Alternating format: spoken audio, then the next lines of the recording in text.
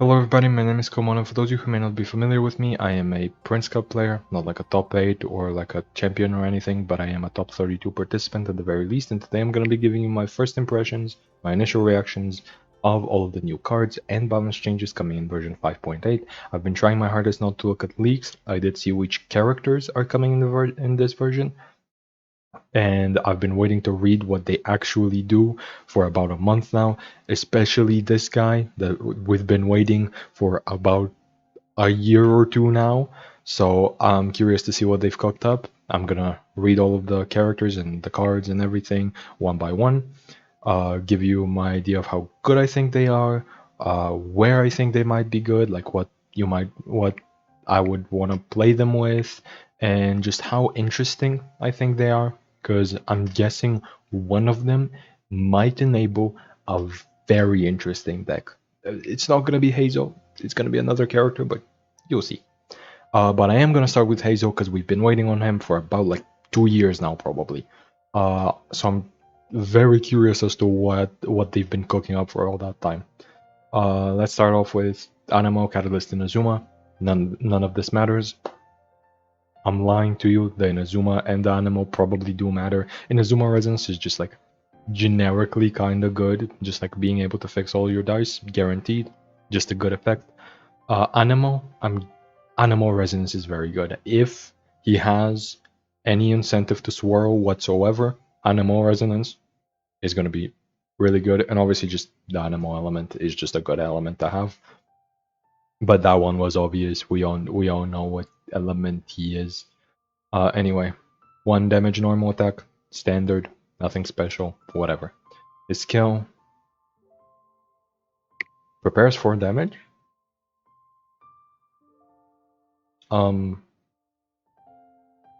So I was gonna say that's a little disappointing for like that long of a wait for him, but no, that's actually really interesting, and I actually like that they've waited this long for him because we finally have good prepare synergy. We have like Fruits of Training, which I recently talked about how like it's a very good card, but it just doesn't have a home, and how one of its best homes might be like an aggro style prepare deck, and I think we have that now. Like, Beidou is already like a good card. You could have already kind of done something with Beidou, right? Like 2 shields and 3 damage. You might think is better than 4 damage, but it's really not 4 damage. I would prefer to have 4 damage a lot of the time, because, I mean, like I would rather not try to mitigate the downside of prepares. I'm just gonna accept that I'm preparing, and I would just take the higher upside, kind of like Sayu. I would rather deal a billion damage than shield a little bit to prevent my character from dying because they're preparing. But like, wait a second, I just realized he has no stacking. Isn't his skill in the main game all about stacking? Like, shouldn't his normal attack give him like stacks of extra damage? I guess that's probably his passive. I guess we'll get to that later. But right off the bat, double animal Heizou, very real. Like, Fruits of Training, Herald, double animal, aggro is probably like a thing. Or like a mid-range, maybe with Collective of the Plenty, where it's like Herald with Collective of the Plenty and Fruits of Training is gonna be like dealing 4 damage, possibly even 6 on the skill. Then you swap to Heizou with quick swap. Actually, I guess the quick swap doesn't do anything, but since you're preparing, but like you get like you reduce the cost of the swap and you increase the damage of your next swirl, which you will eventually swirl. Um, you use Fruits of Training to discount this, Collective of Plenty to give it extra damage. You get some heals on Heizou, which, as much as I said the shields aren't as relevant, 1 heal is still nice. It's still nice to have some defenses. Like, Beidou would be way too good if she was 2 shields and 4 damage, right? Like, 4 damage is just like higher rate than anything else. Like, obviously most kills are just like 3 damage. So I think this is actually a lot more interesting of a design than it might seem at first. Just like prepare for 4 damage. This is a very interesting effect. I really do like it, and I already can see a home for it. with all of the new prepare skills, and I do kind of like that they waited this long to introduce him so that they could give us some prepare support beforehand. I do like that. So honestly, already, I think it was kind of worth the wait. That might seem crazy to say about like prepare for 4 damage, but like I do think this was worth the wait. Anyway, his burst, 3 dice, 2 energy, pretty standard. Deal 4. If it triggers a swirl, apply one of these before opponent chooses their action. Oh, so it just makes sure that. So it's actually 5 damage, one of a different element, and just make sure all of your opponent's characters have an element, because when you swirl, it removes the element from the character to apply it to the other 2. So here, like, you reapply it to the active character because it's before they choose an action. It's to the active character. You just like immediately trigger it. That's nice. I'm playing him for the skill. I don't care about the burst, but it's nice to have the burst. Which, like, once again, crazy thing to say about the skill. Like, the burst is straight up just like the same amount of damage for the same amount of dice, but you don't have to prepare and you get another benefit. But like, I'm not playing him to get to the burst. I'm playing him to use the 4 damage skill. Anyway, please tell me there's a stacking thing. Yes! Okay, how do you do it? After you trigger Swirl? Yeah, you're playing double animal. If the state has 2 stacks, then skill preparation. What the fuck is pre-existing guild? Isn't Heartstopper? Yeah, his skill is Heartstopper Strike. Oh, it's this. The next time this character acts, they will immediately use the skill.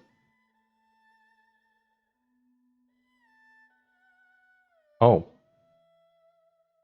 And it gives you 1 extra damage, can't stack null limit. So if you have 2 stacks, this deals 5 without preparing.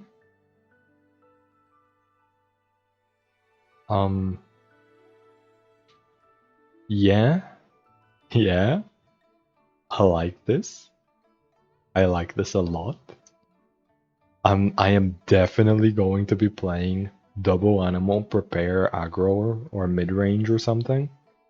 But yeah, this further solidifies Beidou as dead in the water. Same with Candace. Like 4 damage and 3 already a big difference. 5 damage and you don't have to prepare? Ridiculous. This is like, again, I know it might seem like I'm overreacting because all I'm talking about is like prepare for 4 damage. Ooh, such a scary effect. But like it genuinely is very impactful. And you can't I feel like this gives you like 2 different playstyles. Like you can just do like generic like double animal aggro where you just use the skill just because it's good rate, 3 for 4 is just good rate to begin with, and then you can further discount it or buff it if you need to. But then also you can make a deck where you swirl with another character, say like a Jianyun. Like maybe you do Herald Jianyun or Cookie Jianyun. Yeah, you could just do Cookie Jianyun and or something of the sort, right? Where you just proc a bunch of swirls on your first 2 characters, you sit on them the whole game, and then you just have like and you're slowly building up a nuke over here. I do think that's kind of interesting. So I guess there is kind of like 2 different playstyles you could do. So that's nice. I do like that there's 2 different playstyles with him. And 2, the fact that we actually have good prepare skill characters now. Sayu doesn't count. Sayu is a whole different beast. But yeah, this is like finally the prepare synergy will be useful. I really like this. Yeah. What's his talent? It's probably not really relevant. It's on his skill. Have to use the skill. Oh, the damage buff is increased by 1. Is is it just by one, or is it one for each 2 stacks? Because if you have like 6 stacks, you have 3 damage right now. With this, will it be 6 damage or will it be 4? Because if it's 6, then that means you just need to swirl 6 times, and then you have like 10 damage. You can just knock out a character. But now that I think about it, swirling 6 times probably means you already killed your opponent. Also, I just realized Chaska exists. Oh, I'm gonna make something with Chaska and him. I am making something with Chaska for sure. Yeah, actually, wait. You can do so much with him. That seems crazy for a character that's just like deal 4 damage. You can make so much with him. I like him. I like Heizou. He's a good card. Is he a little bit underwhelming for how long we've waited for him and how long we've asked for him? A little bit, but he's also kind of cool, so I don't mind. I like him. As for how good he is, I don't really think his deck will be like. I don't think he will like dethrone the current best decks unless something happens to them. Like I don't think like unless they kill Crab, how does this compete against Crab? Like how does he do anything against Crab? I don't think it's possible for him to compete.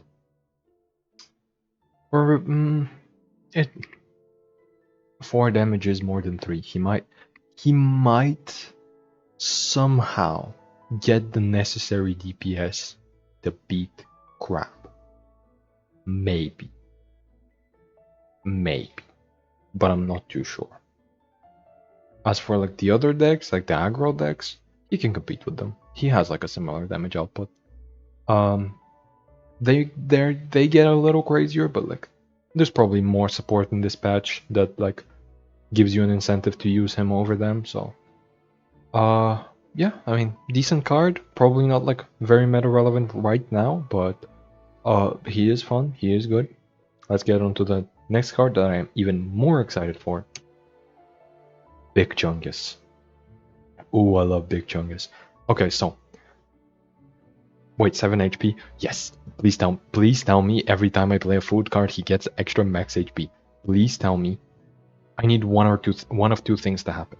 One, I need him to not have a once or twice or thrice per round restriction on his passive. Wait, no, thrice per round is still fine, but I need him not to have a restriction, because what I want to happen is for us to finally have NRE playable. NRE, for those of you who don't know, immediately draws you a food card, and then every time you play a food card, it draws you another food card for just 1 dice. It just costs 1 dice for infinite draw. So if you just stuff your deck full of 0-cost foods, just to feed him for the passive, not even to actually use the foods, you can give him so much HP out of nowhere. Or damage, because in the auto battler mode, he also got damage. So maybe that, like, just stack up HP and damage just for free. Another thing is I'm hoping we get an arcane that says your characters can eat foods twice this round, or your characters cannot be satiated this round, which is like just a much better effect, but might be too good.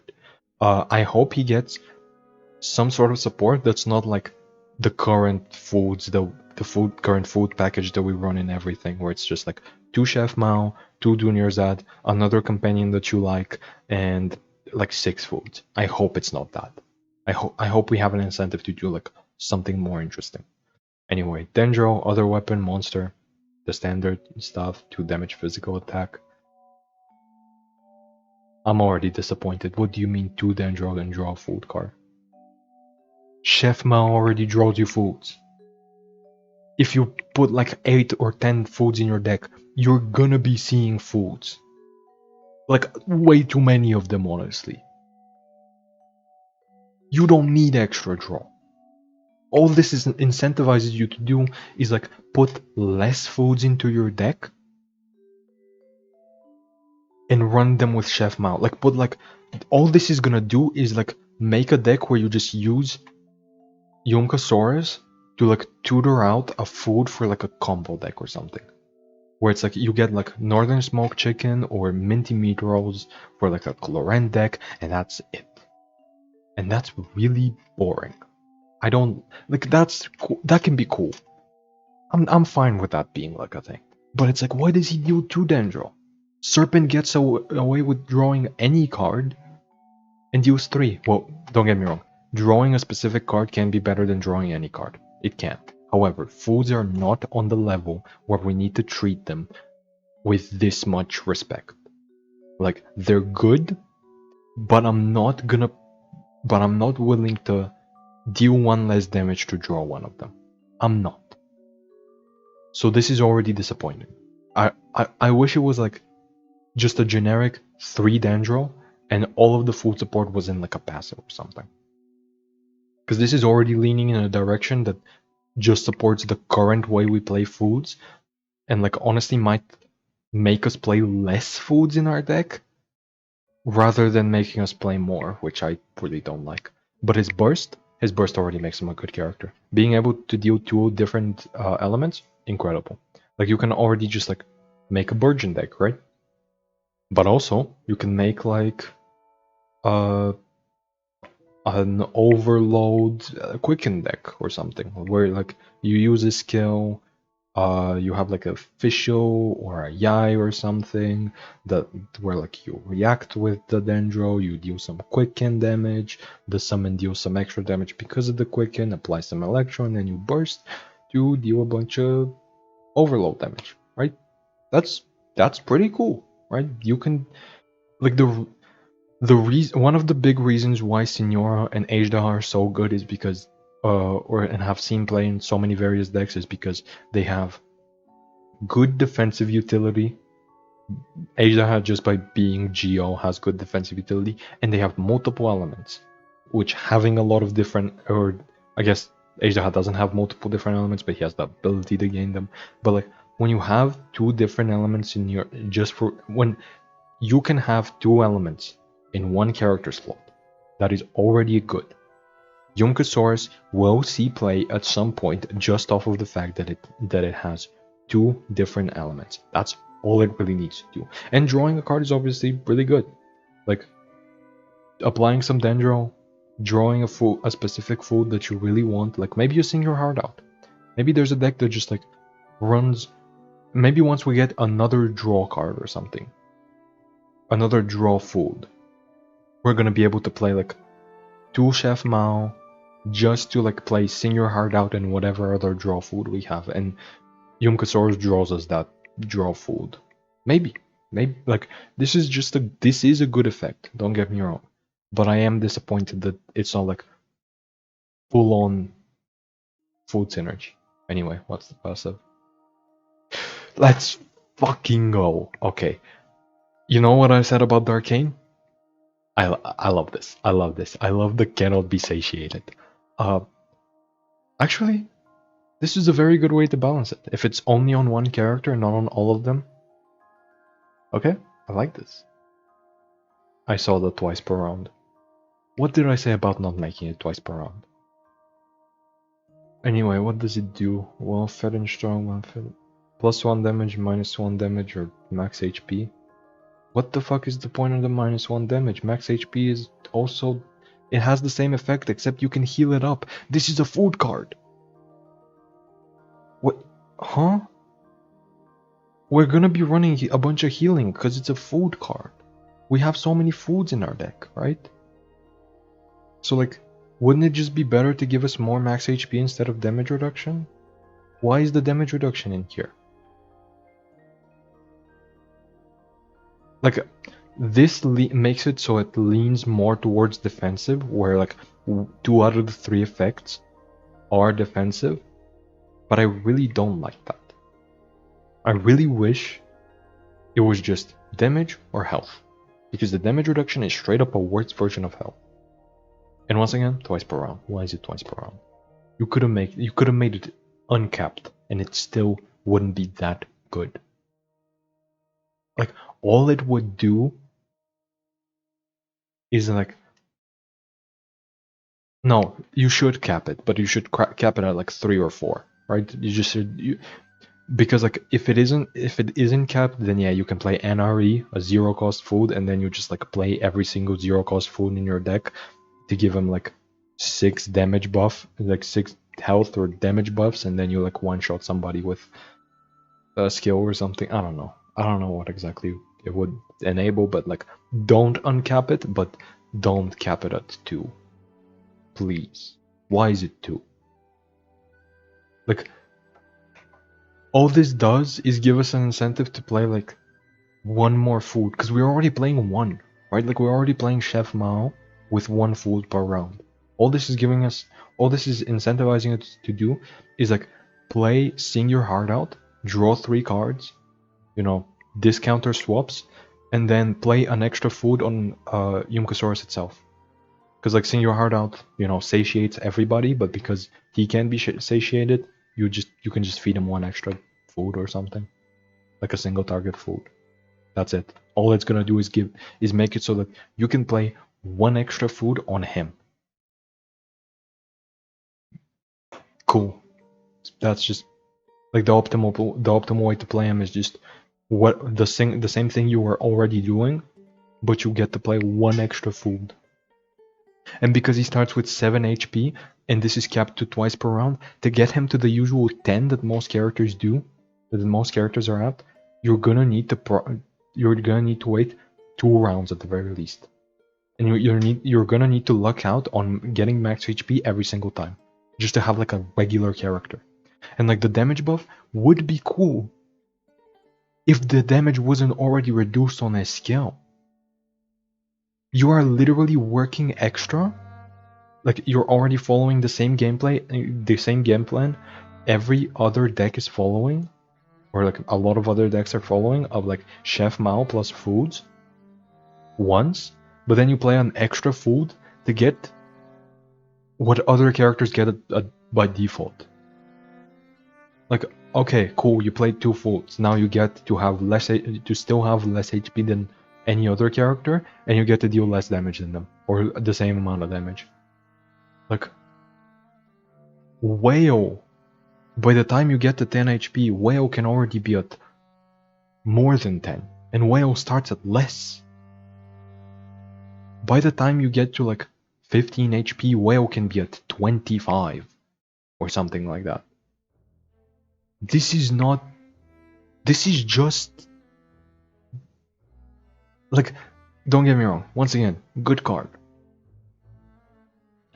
Also, Whale, another example why 2 elements are good, right? Having 2 elements is good, but it's like, this is going to be a good card because it already fits into the game plan you currently want of, playing of one food around at the very least with Mao. It's going to draw you cards if you really want them. It's going to give you a way to play your foods while playing something like Sing Your Heart Out. It's going to give you things to do in currently existing decks. It's going to fit in currently existing decks, and it's going to improve some of them. But I think it's really disappointing. Unless the talent like says this is 4 times around or something. Your opponent draws 1 card, then you steal 1 card from your opponent's hand with the highest original elemental dice cost. May I ask why? Oh, it's because it's because are Yumkasaurs connected to the Kniech tribe? I'm guessing they are, because they're the ones that are all about like stealing cards. Okay, so first of all, this just doesn't fit with Yumkasaurus. I don't like this. I get why it's here, like it connects with Kniech and everything, but like Kniech's talent is already bad. This is another example of just Kniech's talent, because the reason these cards are bad is because your opponent has put 30 good cards in their deck. All you're doing is replacing one of their good cards with another good card, and you're stealing a card from their deck which you have not put in yours, most likely, which means you are paying 1 dice here to get a bad card and do practically nothing to their hand. Like, sometimes it is gonna be impactful, sometimes. But it's like the dream scenario is never gonna come up, which is like they're playing Zhongli with Zhongli talent, but it's like the only way to make sure that you get the talent off their hand is if they have it in their opening hand, you're going first, and that's it. Because at any other and they have to specifically have that talent in their opening hand, not in every House of Stove, not Storm Terror's Lair. They have to specifically have the talent in the hand. And then you have to specifically and then you have to have your talent in your hand. And you have to be going first for this to do like anything. Why are we still making cards like this? All this does is annoy your opponent and not do anything to advance your gameplay. And like it doesn't even set your opponent back much. When you play a card whose name was on the initial deck at the start of the match, trigger the passive ones. Also, we're not even going to be playing a second food? Is that what you're telling me?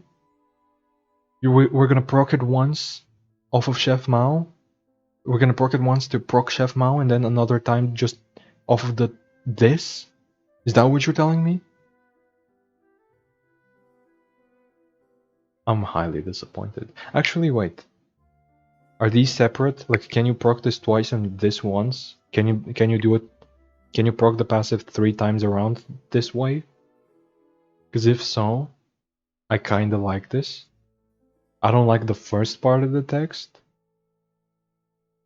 but I guess like they do kind of work together.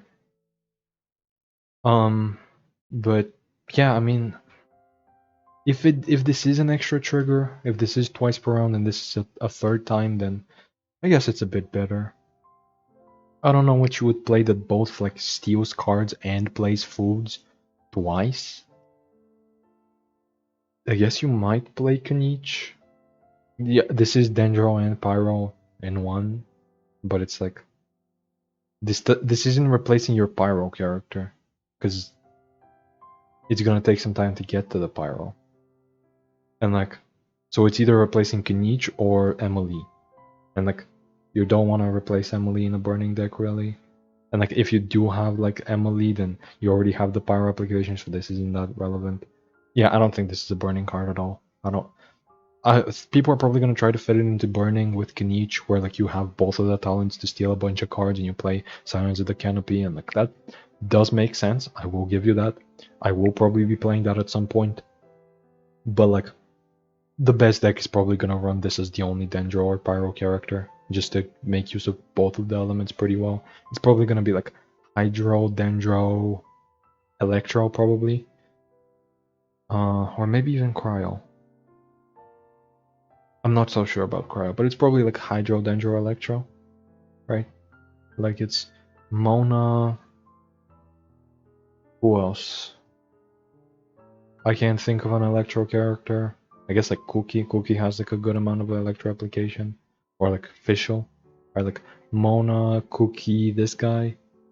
You get some quickens, some overloads, some electro charge. You get like a bunch of different reactions from having these 4 elements. I guess that's kind of nice.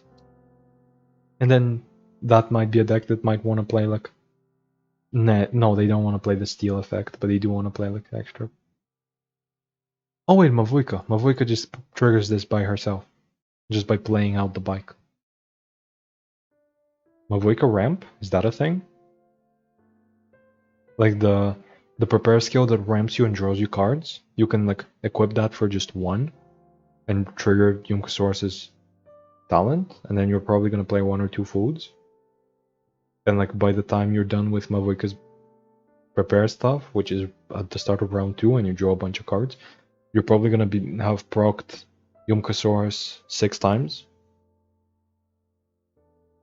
with both the talent and foods. I can kinda see it. Like this is don't get me wrong, this is a really interesting card just because it's a lot of interesting concepts just like at a baseline, right?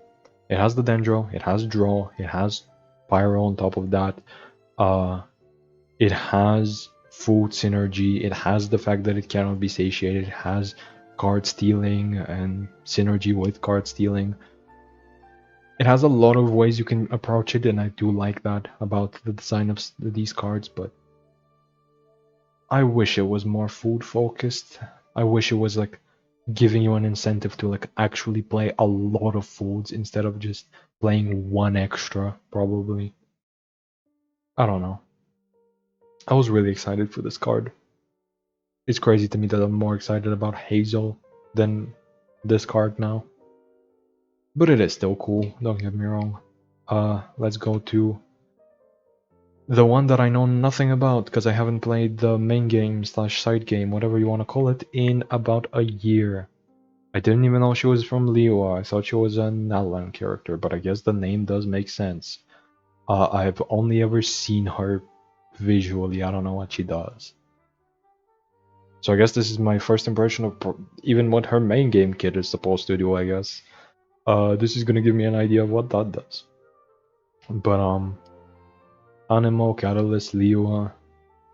Catalysts are very relevant. Liyue probably not relevant with an Anemo character. I'm guessing you're not gonna be using Liyue Resonance, so I guess Anemo might be the only relevant thing. Obviously Catalyst, so 1 Anemo damage. Actually, wait, double Anemo? Is she gonna go in the Heizou thing? Please tell me she has Swaros energy. I don't know, let's see. The skill. 3 cost, create 2 stacks of shield. No stack limit, that's nice.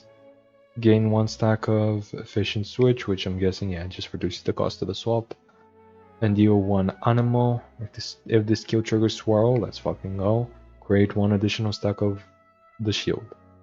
So if you trigger Anemo, which any skill that deals 1 Anemo damage, you are automatically looking to swirl every single time with it. I'm not happy dealing just 1 Anemo damage, right?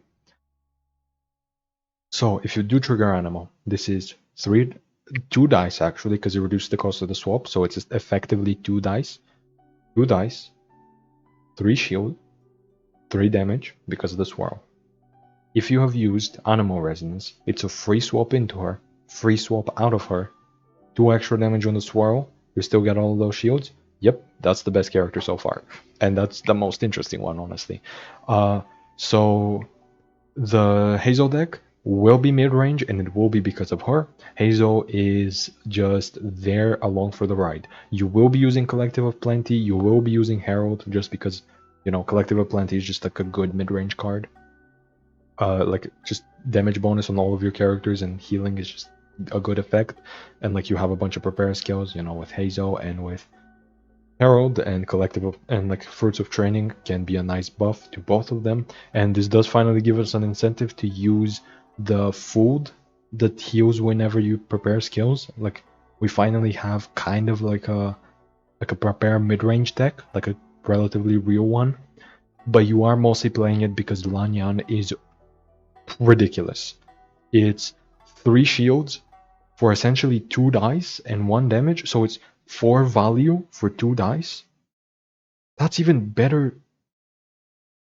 That's even better than Heizou, who was already like pretty decent.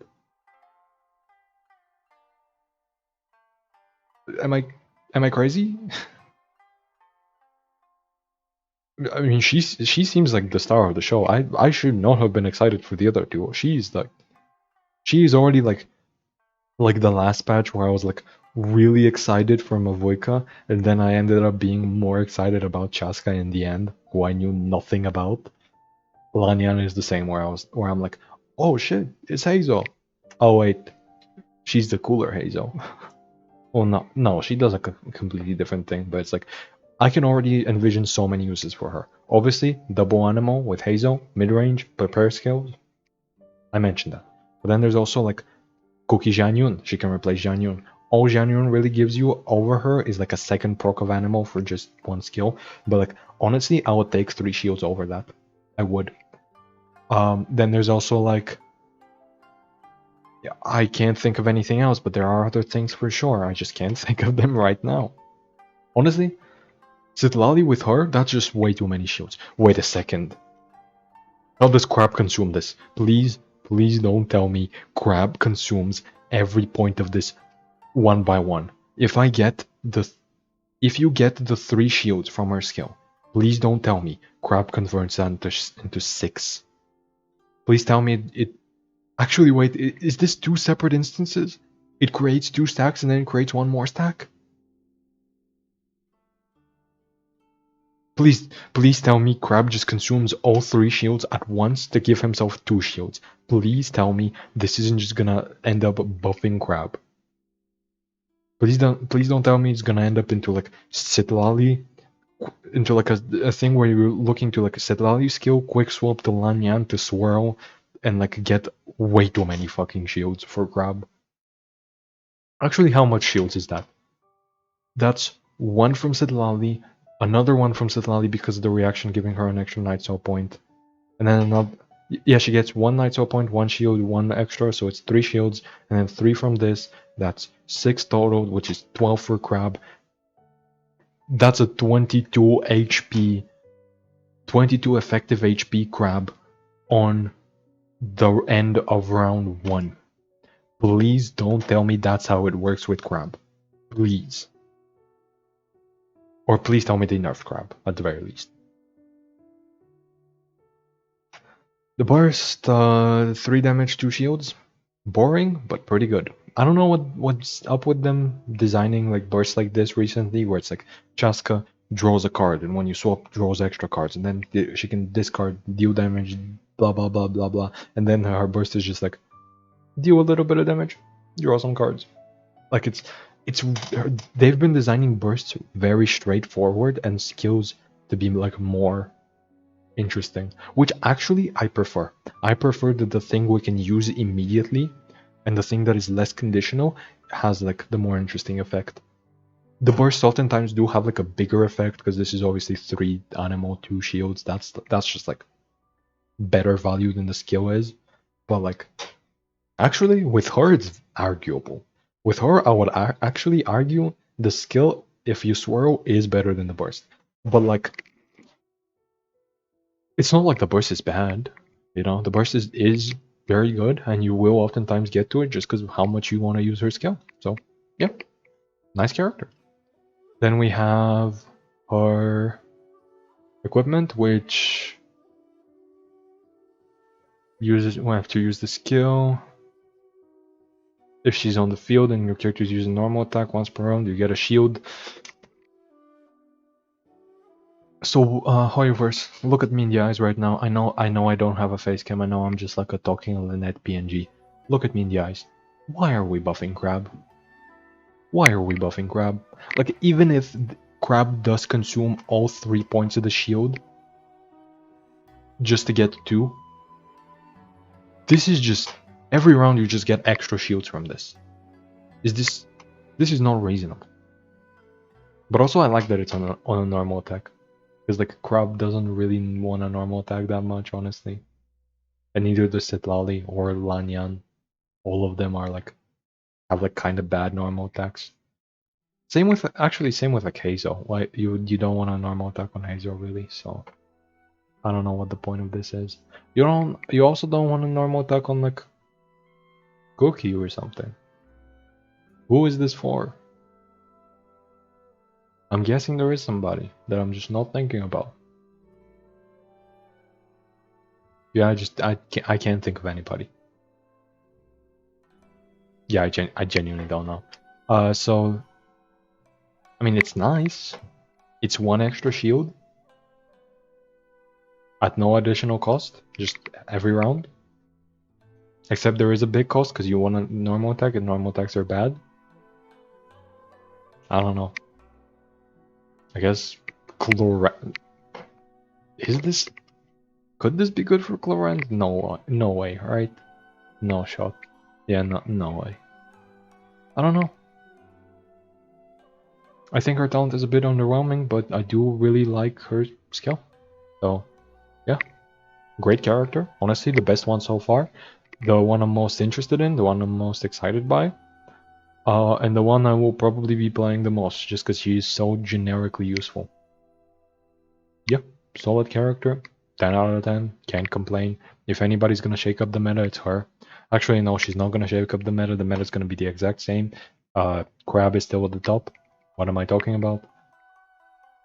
Actually, no, this might make it a little bit more interesting, because if you're incentivized to play Citlali and her, then you're not playing Sethos.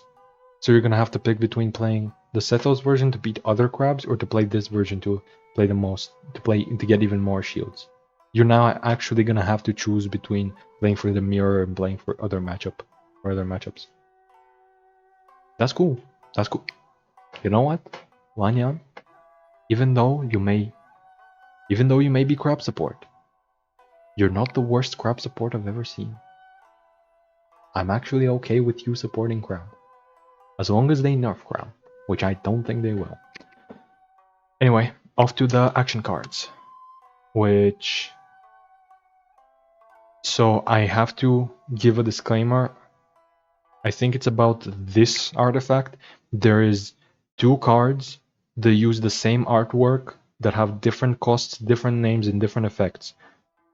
I am not sure which one is correct. This is the more updated version. This is from a later version of the beta.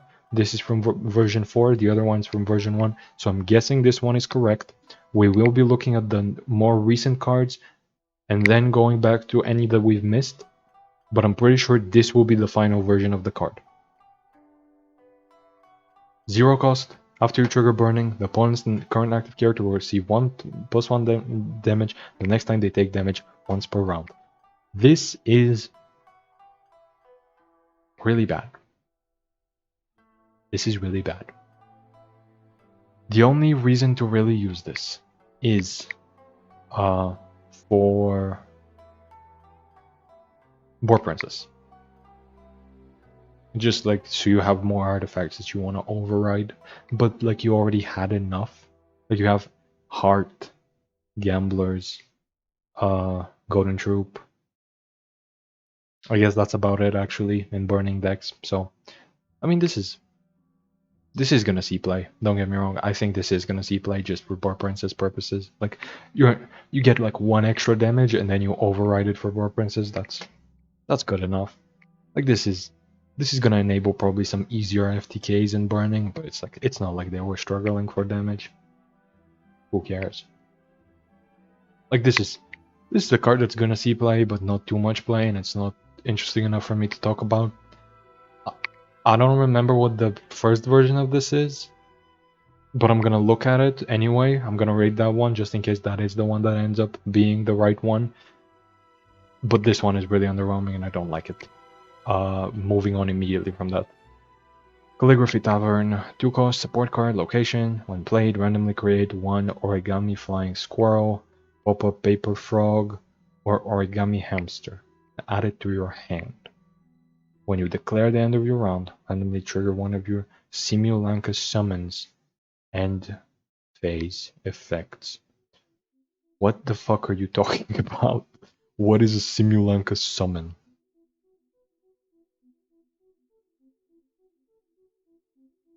Is that all of these? Is that like... Okay, so I see it adds an event card that summons Origami Flying Squirrel, and on end phase it gets 1 stack of efficient switch, right? Are all of these Simulanka summons? Because it doesn't say it anywhere on them, but I'm guessing they are. Because if so, this is actually really cool. Let me see what the other ones do though. End phase, draw 1 card. End phase, heal your characters taking the most damage for 2. 1 usage. I was gonna say I don't like that this is 1 usage, but I actually do like that this is 1 usage. So you get 1 when you play it.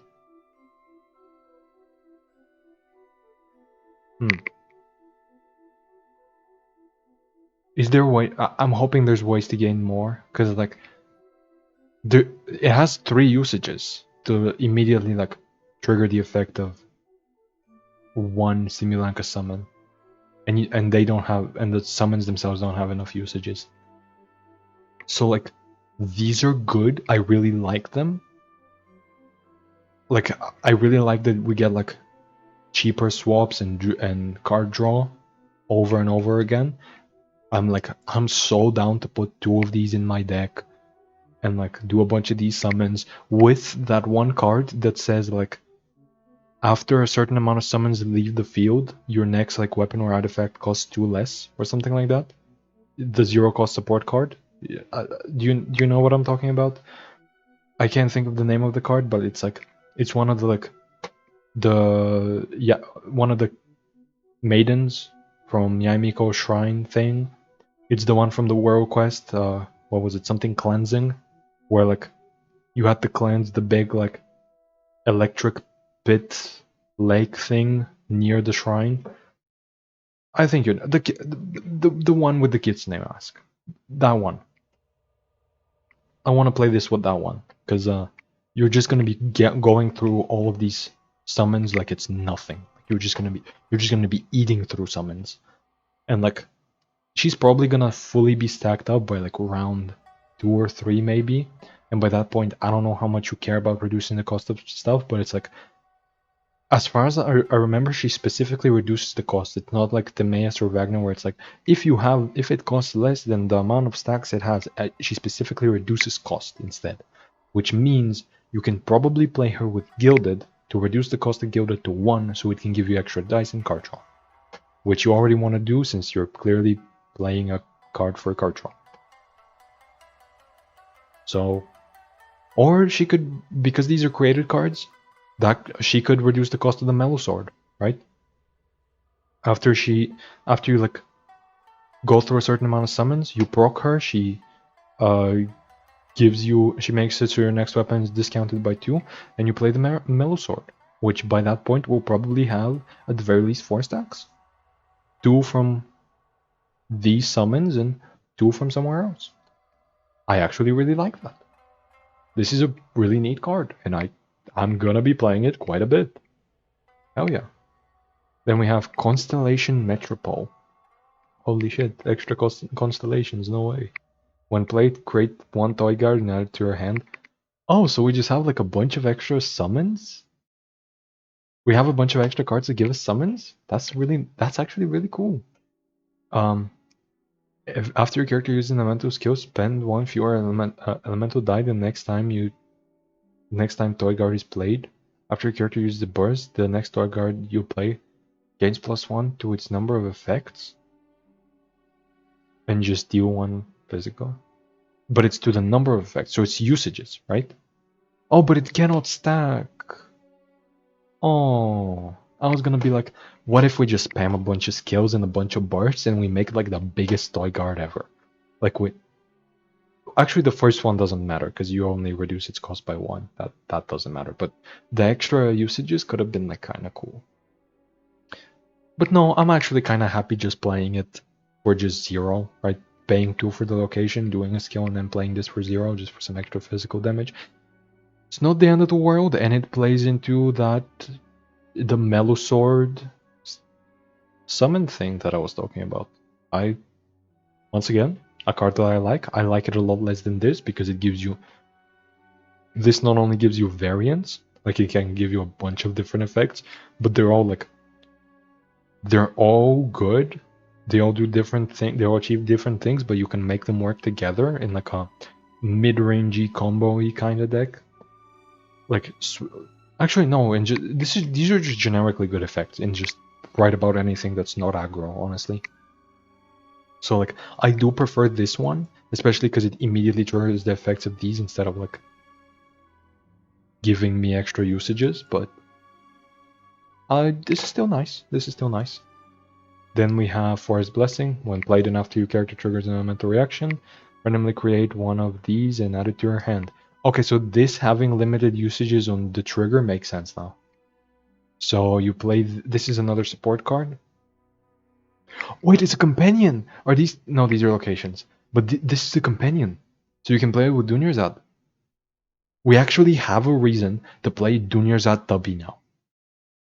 Okay, so we play Dunyarzad, Seedbox, Tabi, these 2, and the locations, and the 1 0 cost thing that when you're summoned. Actually, I don't know if we're gonna be playing the 0 cost thing. I'm gonna make a deck with the like Kitsune World Cleansing Ritual. That's the name of the world quest. The one with the like world cleansing. Was that the? I don't know if that's the name of the quest, but you know what I'm talking about. The one with the Kitsune Mask that reduces the cost of your weapons. I'm gonna make a deck with that, but that's probably not the optimal way to play it. The optimal way to play it is probably with Dunyarzad, Tubby, Seed Box, these two companions, these two locations. You make a bunch of stuff, which is cool. And wait, this way, a bunch of decks have access to Hot Spring O'Clock, the food that heals you based on the number of summons. Wait, this is actually so cool. Wait, I love this. When played, create 2 Toy Guard and add them to your hand, and create another 2 Toy Guard and randomly place them into your deck. That's not as good. After you play Simulanka Summon, add 1 to its number of effects. Is the Toy Guard also Simulanka Summon? So this is also going to trigger the end phase effects of the Toy Guard? And then also,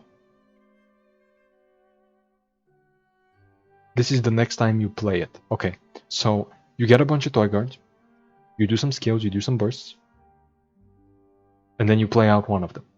Or you do a skill, you play out one of them. You do another skill, you play out another one. You do a skill, you play out another one. Just for free. You don't even care about the burst buffing their usages. You just play a bunch of them for free, and honestly, you want less usages, so you can go through more and more summons. I really do like this. I think these cards will... Honestly, I can't even predict how good they are. I mean, not like I've been correct on every single prediction before, but like... This is like a really interesting effect. Like, this is like... I have to see how this plays out in practice before judging it. And I think it... Like, this is really cool. I can't wait to play with it. I think it's like so interesting. I think it enables a bunch of different stuff. This is...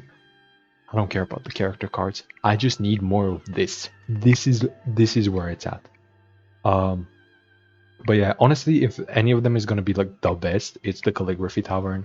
Just because like it lets you like you have a bunch of like, if you play all of these, you're gonna get a bunch of summons to the point where like you can't play any extra because your summon zone's already full. So like this triggering their end phase effects, and also freeing, because it has limited usages, freeing up slots on your support locations.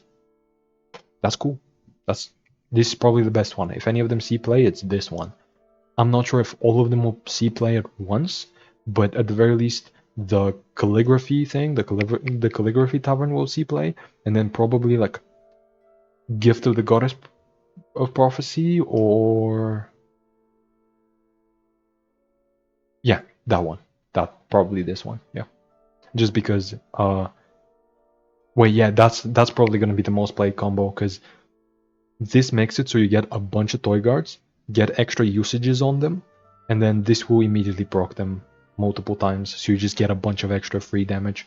Well, it's not free, you paid a bunch of dice for it, but you get the idea. I don't know, I like them. I don't know how good they will be, but I hope they will be good, because I think this is very interesting. Then we've already went through some of these. As I said, some versions where some cards here are like old versions of them. Like, yeah, like this one clearly has been buffed. Like, this is the first version of all of these cards. So I guess they've been through buffs. I guess they weren't good enough in the first place, but I'm hoping they are good now. These, however, have not gotten changed. This is the only version of them that I've seen. So let's rate them. Select one of 3 food cards, end phase, generate 1 harvest time, and randomly place into your deck.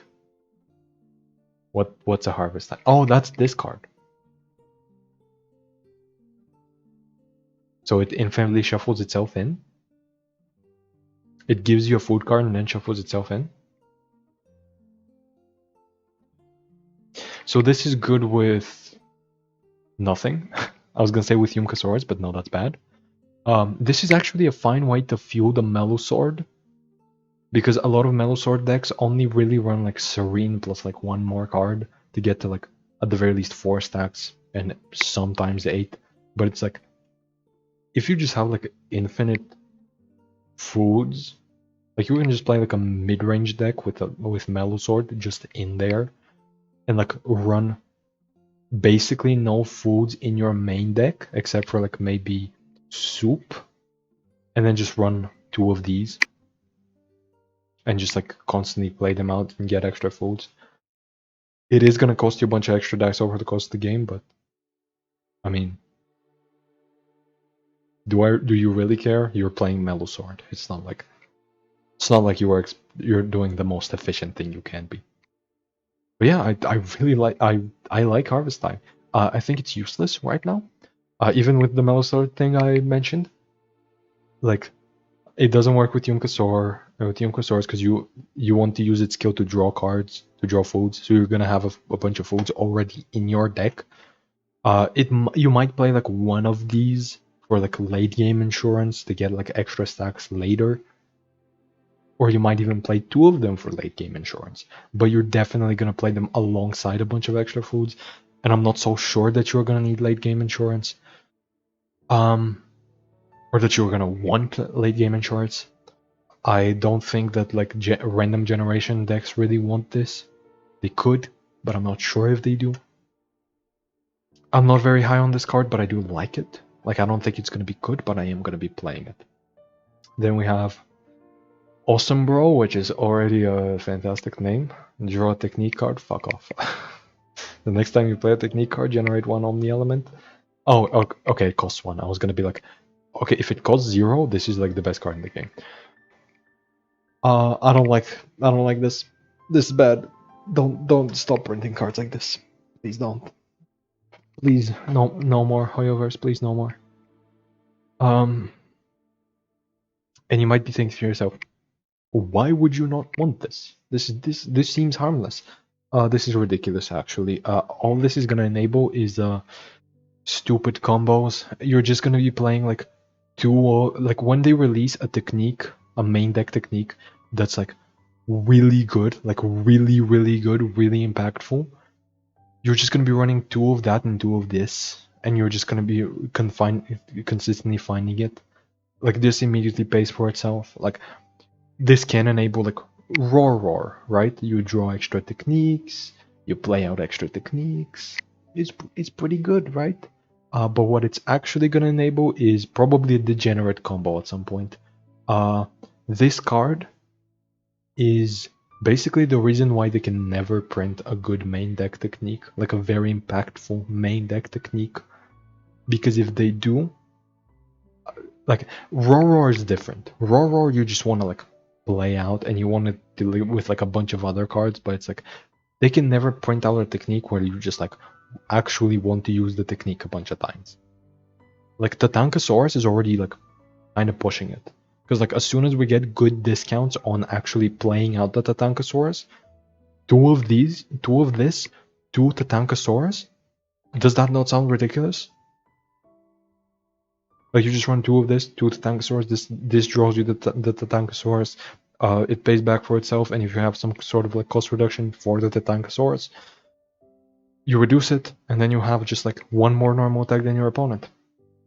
Does that not just seem absurd? We're not in that situation right now, but this is a card that is severely gonna limit what techniques they could make. I like it for now. I like what it could enable, but I'm scared. But I'm also scared of what it could enable. This is a card to like very much look out for in like a year or something.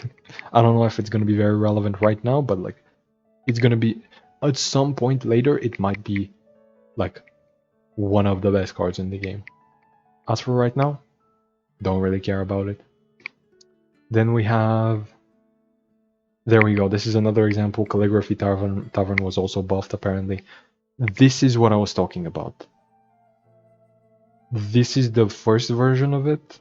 It has a different name and a different effect, but the effect is just like the same but twice per round.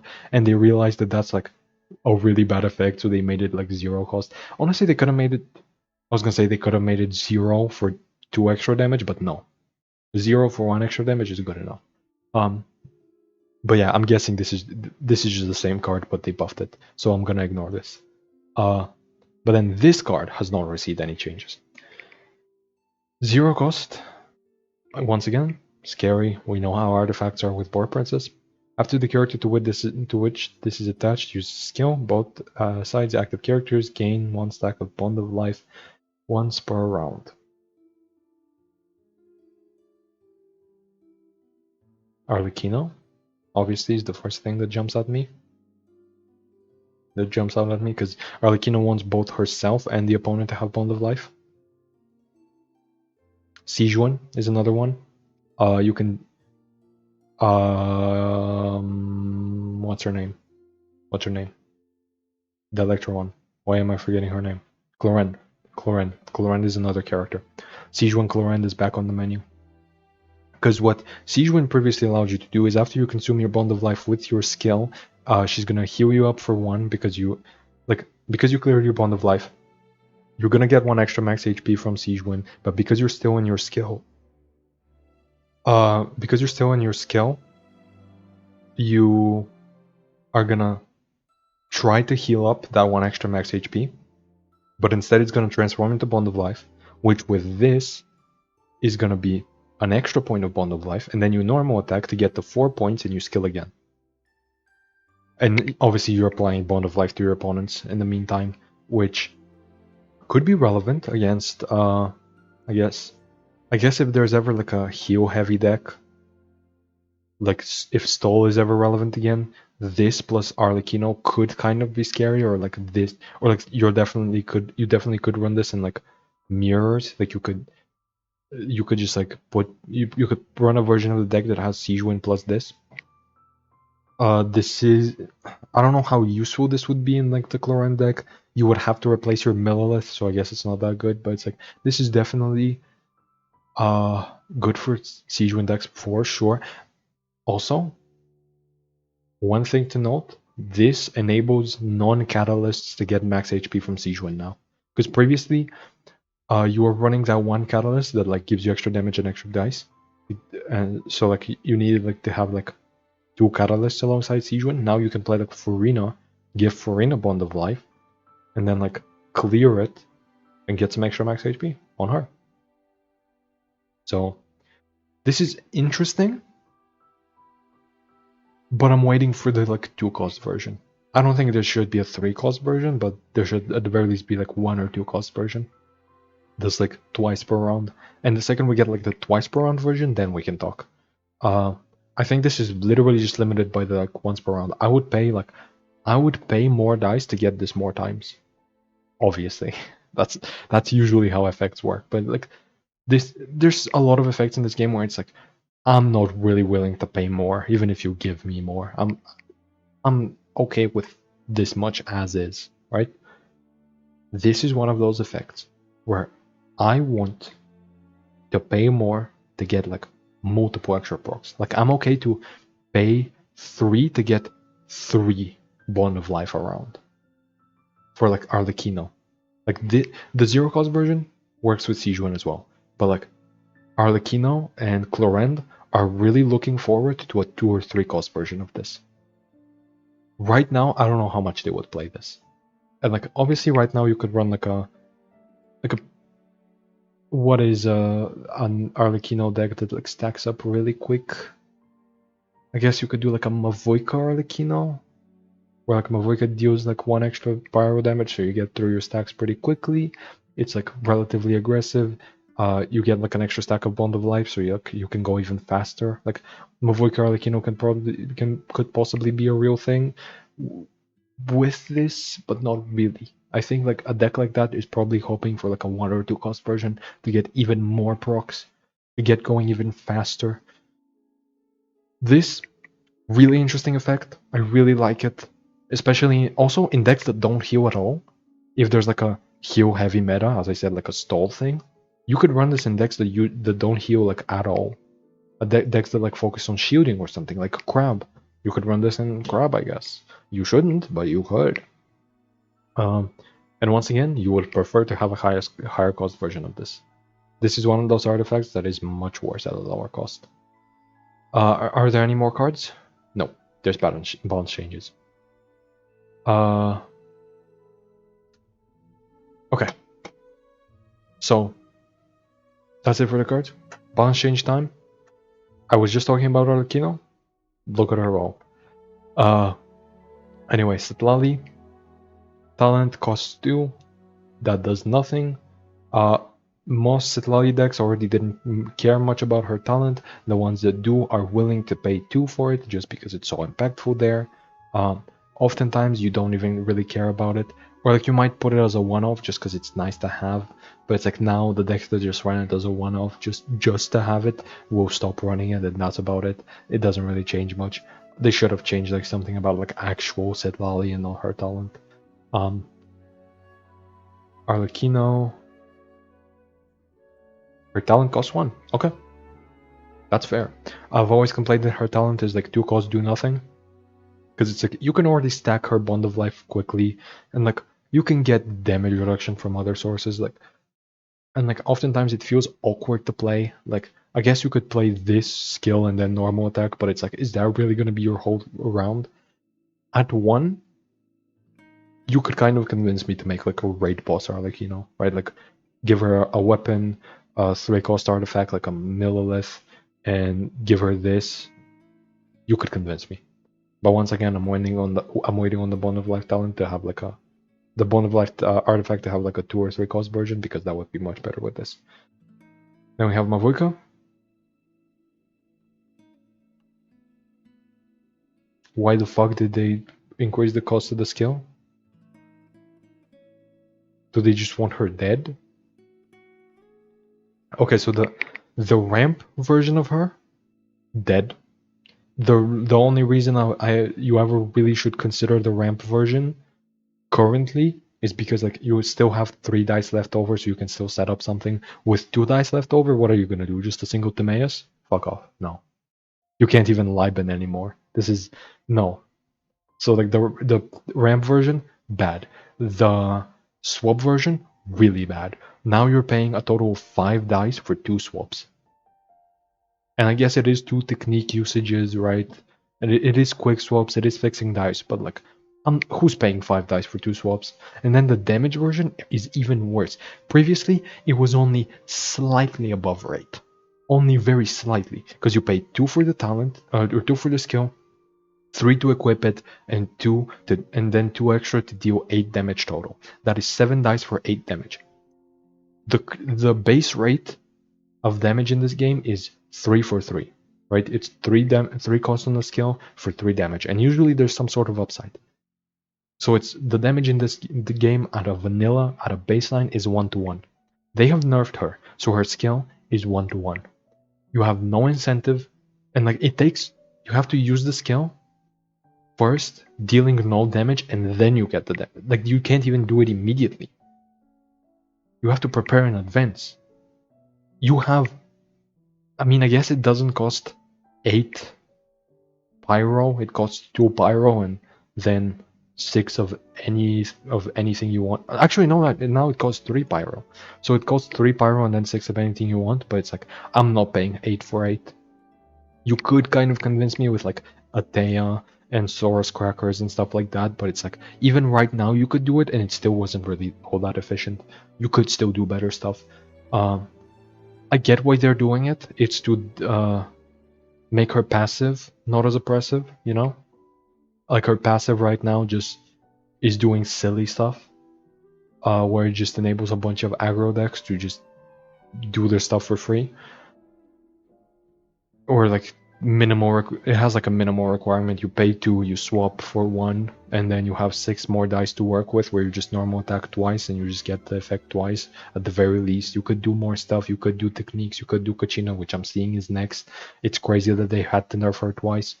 But yeah, it's like I get the nerf, but like this, like fair Mavuika decks are paying for the price are paying for the sins, paying for the crimes of Traffic Light. That's it. Traffic Light killed Mavuika. Straight up. Like she's no longer an efficient way to get a discard target. Like yeah, technically you could pay 3 and then swap, and you get 3 instances of Pyro. 1 from discarding and 2 from normal attacking or techniquing. But it's like, I'm not paying 4 dice for 3 Pyro. I can pay 3 dice for 3 Pyro. Actually, can I play? Is that a thing? Yes, Dea. Dea has that. Dea has 3 dice for 3 Pyro and some damage reduction, and she sees no plays nowadays. What makes you think I'm gonna do that for Mavuika with the condition that I have to discard it? Like, yes, don't get me wrong, it's quicker than Dea, but like, Mavuika's dead. The reason why Mavuika was so good before is because it costs 2. She's dead now. That was her whole upside. It's that it costs 2, and then you can go into any option you want. But it's like, because none of the techniques are the reason why you play her, they can't just nerf the techniques. So they have to hit all of them at once. The techniques that already weren't that good have to be hit extra for the sins of every deck that doesn't actually use her, that uses her as a passive. Please tell me they killed Kachina. They nerfed her talent. Wonderful. They nerfed the second best Kachina deck. They nerfed Kachinavia. Traffic Light already wasn't running this. Do you think... What does this achieve? Hoyoverse, what does this achieve in Kachinavia? They were already like... A lot of the lists were already not running Strategize because they already had like Pancration. All they're gonna do now is like choose between this or Strategize. Like, yeah, don't get me wrong, it's a little bit less draw. But what the fuck?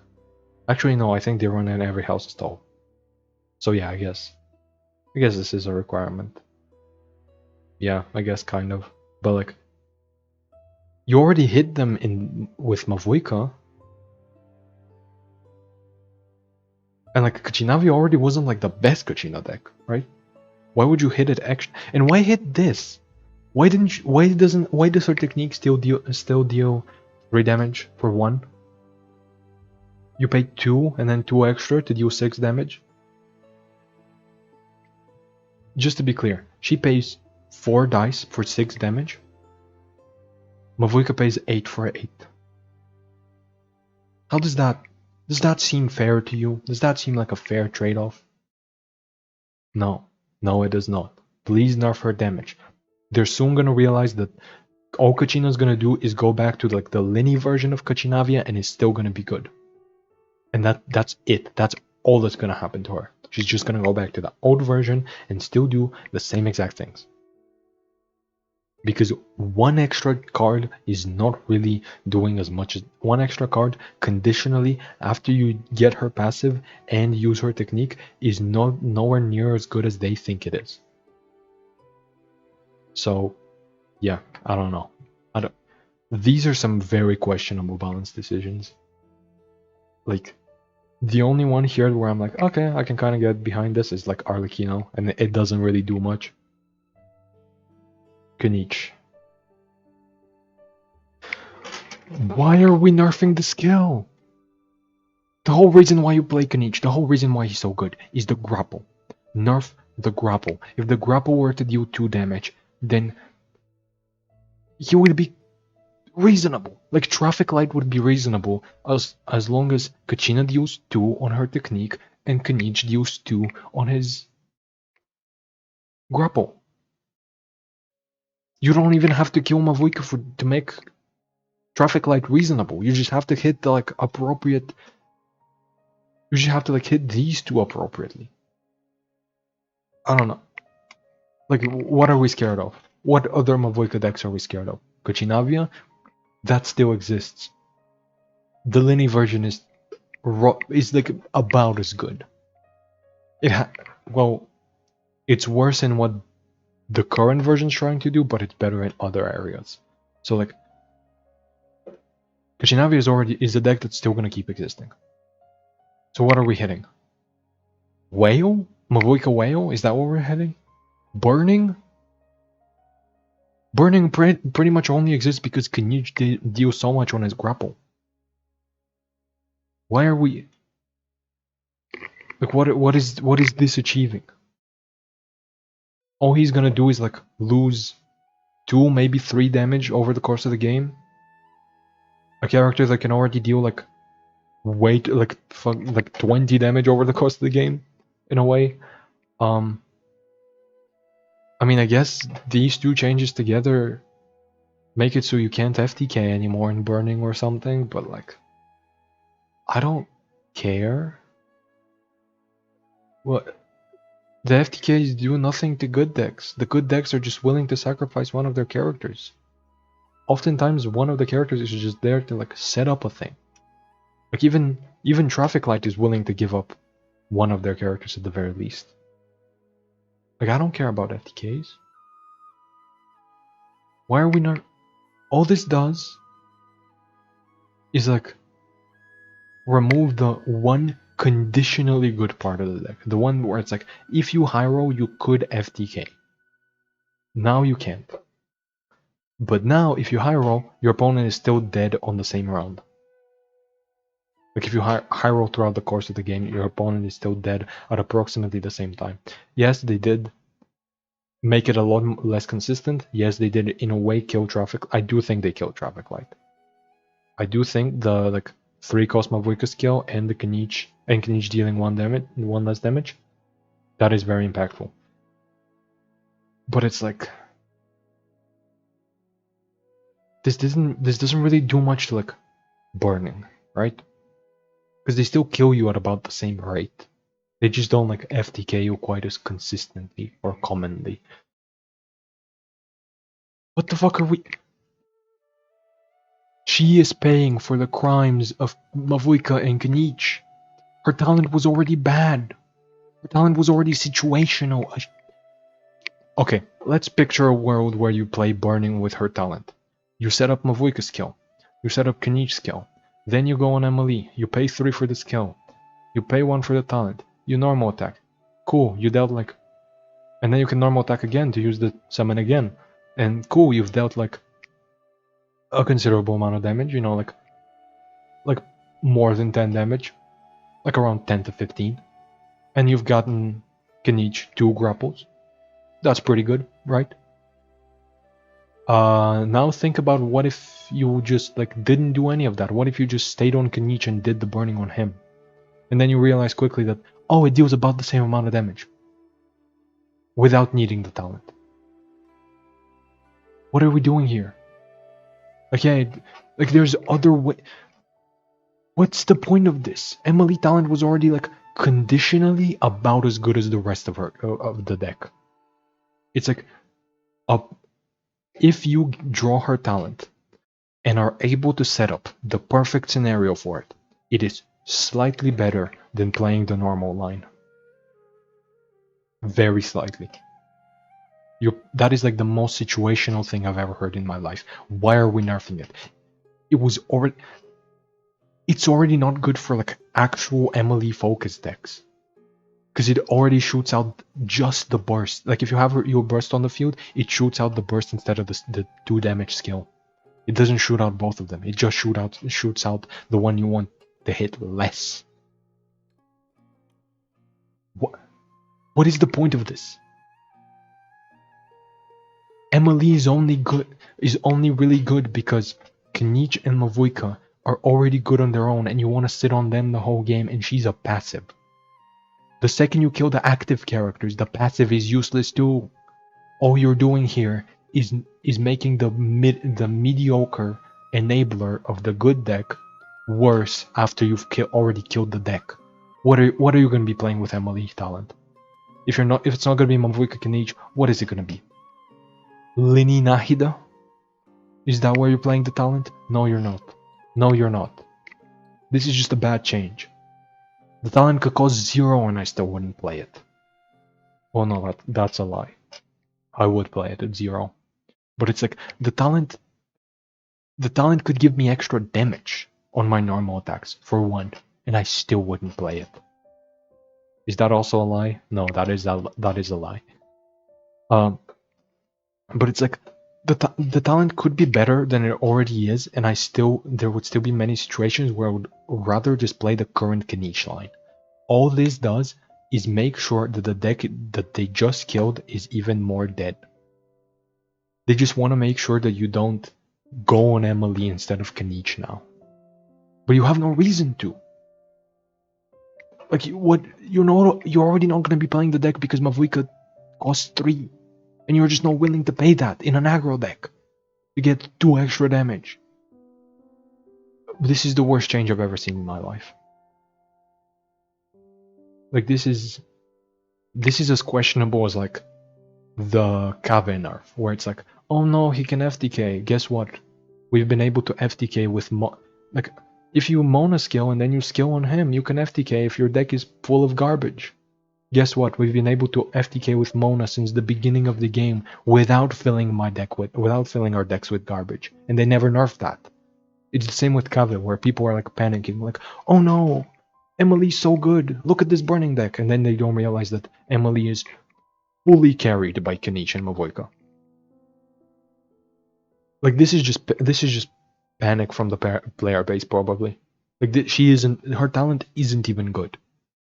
It's playable in some situations, but nerfing that instead of like making her passive once per round or something, this is the thing you want to nerf?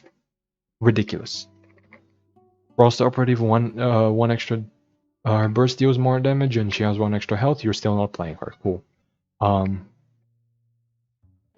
The Arcane now heals you, lasts for 2 rounds, and it costs 1.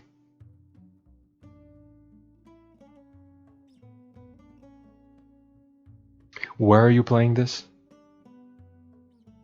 Colorand, I guess? Because like, you're not playing this in like Yunjin. Like, the decks that would play this right now are like the decks that really want to kill you immediately. Like, I guess the Mualani FTK, now she doesn't have to stop after the first round. She can go on for 2 rounds. Cool. Just kill her? Like, what are we talking about here? Like, we just got Heizou, who deals 4 damage. You can just kill her. And like, Cloren doesn't... I guess if you start the round with it, she's gonna actually get healed. But no, most of the time you want to start the round with some Bond of Life. You're gonna skill before to actually get healing from the skill, so the healing doesn't really impact Clorand or someone or something like that. Like, I can't really think of any carries that like you want to stay on the entire game that like actually want the extra health or the duration. Like, Yunjin wants the duration for 1 round and then she kills you during that round. Clorand does want it for multiple rounds, but she doesn't want the healing. It is a buff, but it's not very relevant. I honestly don't like this, simply because there will be more people coping with Mualani, where it's like they will be losing a bunch of games and be very annoying in the process. Their deck will be doing justifiably more for them to play it more, but it will not be doing enough to actually finish games. So they're just gonna be stuck on Mualani the whole game and then just like lose the game. But you're gonna like have to navigate around their Mualani in a very annoying way. Like, this doesn't buff any good decks. This doesn't create any good decks, and it buffs a really bad deck that's really annoying. So I hate this change. Thankfully, actually no, is this the... Yeah, this is the version 3. Yeah, so this is the most up-to-date changes. Wait, they just added Setlali later? Yeah, they added Setlali and the Arcane. Those are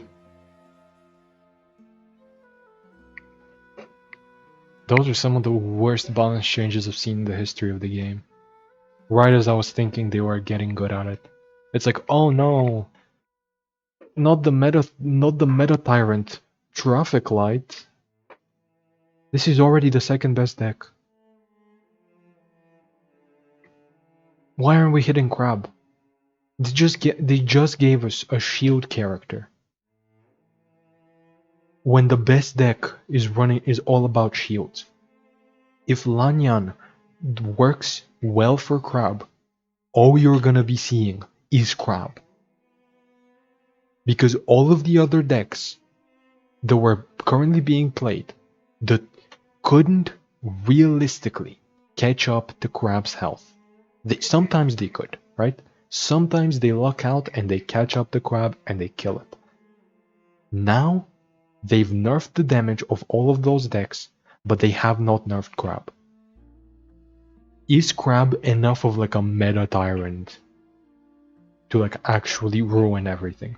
No. No, it's not. And are you going to be seeing Crab that much on like random matchmaking or Arena of Champions? You're probably not. But like, this is a result of the Chinese metagame where all they play is like, where they're like very much like, it feels like they're a patch behind, even though they're playing new cards. It's like, they're just now probably gonna realize Crab just beats all the currently good decks. Like they've probably heard like, oh yeah, Crab's decent, so now after all of these decks are nerfed, now we're gonna try Crab. And so we're gonna have to wait an extra patch for Crab to actually get hit. I don't think any of the new cards are gonna be able to dethrone Crab. If any of them do it, they're gonna be played in Crab. Lanyan, for example, incredible card. However, she's a shielder. So you're probably gonna be seeing a bunch of shield-based decks, a bunch of like mid-range decks, or you're gonna see the traffic light be replaced with like a double animal Heizou aggro deck. We are either getting a new shield deck or we're getting a new aggro deck. Am I excited for the new cards? Yes. Am I looking forward to playing with them? Yes. Am I heavily disappointed by the balance changes? Yes. And I guess that's about it.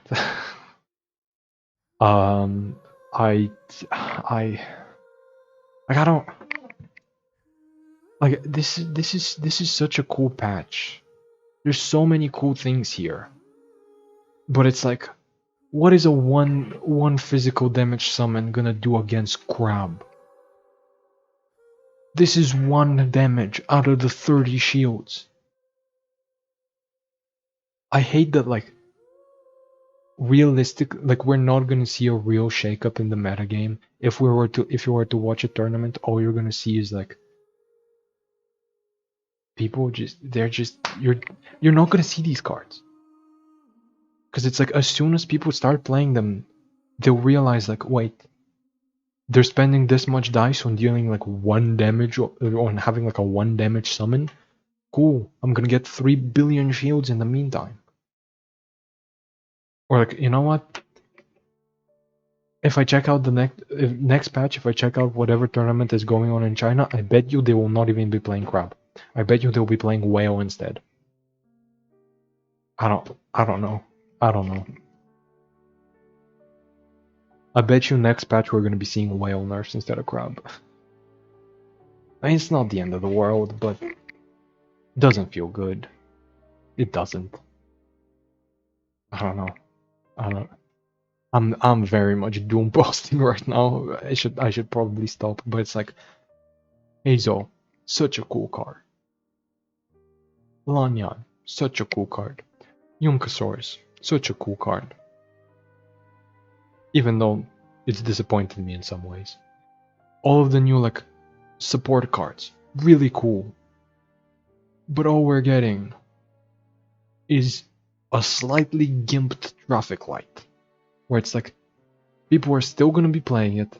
It's not, there's gonna be better aggro decks out there, but people are still gonna play this one. People are still gonna play Kachinavio, which is still a good aggro deck. It is still very much as good as it was before, basically.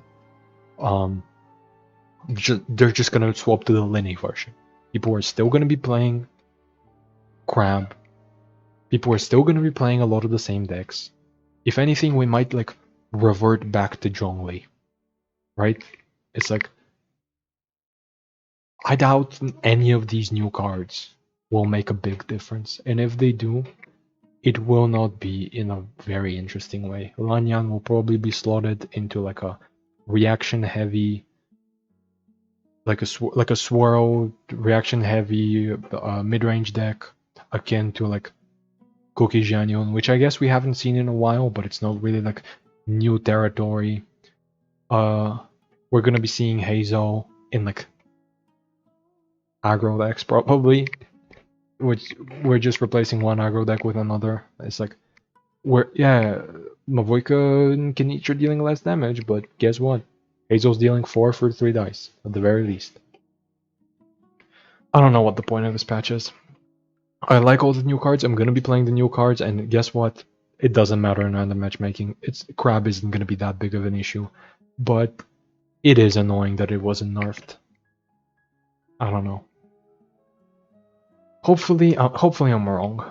Hopefully I am. Hopefully Lanyan doesn't interact with Crab in the way I think it does, in the way I think she does. Because there's no way we're going to be getting more shields in the metagame. The one patch where all of the good aggro decks got their damage nerfed. And we got like no extra like stall decks. Yeah, looking back on it, I don't think any of the new cards are really going to make a big impact. I mean, there's obviously Lanyan, which I didn't mention, could be played with Crab. But yeah.